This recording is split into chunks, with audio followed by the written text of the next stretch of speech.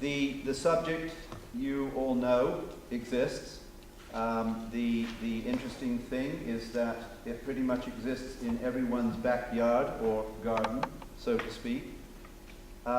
Sometimes something certain folks want to either deny or maybe pretend doesn't exist because that community has always been seen as, and yet suddenly it has turned into a nexus for exploitation and human trafficking and everything, and it's a real eye-opener. But the message, of course, is that it kind of does live in everyone's backyard, and we need to be responsible and take leadership.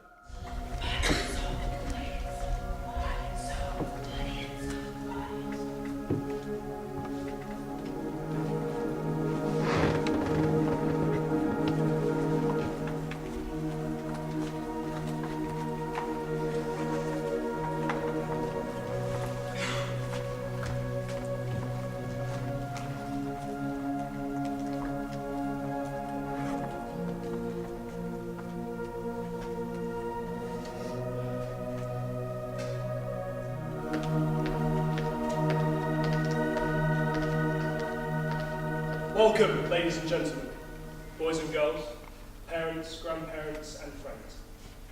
We're here to tell you 8 stories told by teenagers who left home to set out on their own.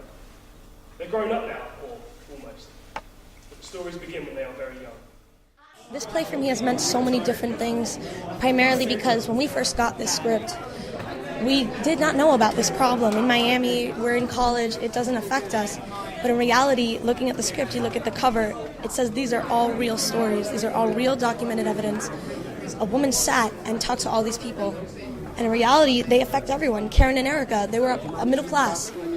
Jeanette, she was lower class. They affect everyone, every race, every color, every gender. And that had a huge impact on me. I was born in Puerto Rico. And when I was 2, we moved. I ran away when I was 9. They say home is where the heart is, but I roam. What if the heart doesn't ever feel at home? Woo! Jason Shelby. I live with my grandma in a caravan. As an actor, your hope in life is to portray a message with every show that you get. What a message to go out there and say, I'm playing a real person. Jeanette is a real person. She is a real story. And to watch her grow as a person, to see what she has gone through, has only made me so much aware of this problem in America. You're looking fine, baby. All right, so here's how we do it. We'll go smoke a little before we go out there. That'll make you feel all right. It's real simple. Every girl will show you what to do. She'll come with you. It's nothing to worry about. Now listen, you make the deal before you get in the car. Get the money up front. 40 for a hand job, 80 for a blow job. And don't you go talking to any of the pimps while you're out there. The message has to get to the young. And so we've got 3 universities represented here today. They are young voices taking the message. We prayed to young people. It's not that we want to keep older people out of the theater, but we just prayed that the place would be packed with high school, with kids who can learn not just about the possibility of becoming a victim, but also, as someone on the panel said, becoming someone who is a part of this trade need, the need to have sex with some 11-year-old or whatever, eventually, down the road, when they grow and develop. And so this education needs to happen early, and it needs to happen now. So what can we do about this? Well, theater. I mean, there isn't a play that's been written, Oscar Wilde, Shakespeare, whatever, that isn't message written. Every single play that is produced, comedy, tragedy, musical, they are about messages. Whether you like to eschew the fact and say, theater's not about, of course they are. And so we can take theater, and Javier can take visual art to the next level and really send a message directly. To me, the proudest moment of this entire process was neither the creation of the mural or its unveiling here. It was how it got here. And we had these 6 kids carry the canvas panels across their city.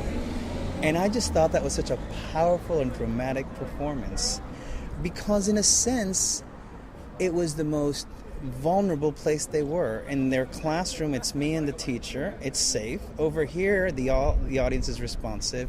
But here, a bunch of 15-year-old boys were literally going out and telling the world, their neighbors and peers, we're here to stand to do something about human trafficking. And they went across and did that.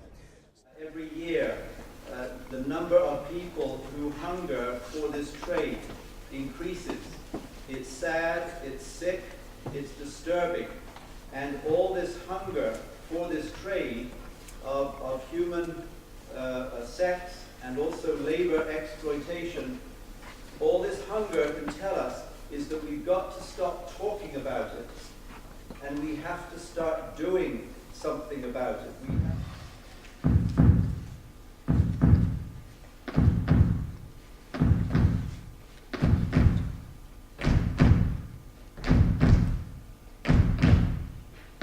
I was out, early by the park. This guy, he stops and picks me up with his time and takes all my clothes and stuff. And I jump out of the car. He grabs my wig. I had a long wig on and he rips the wig off.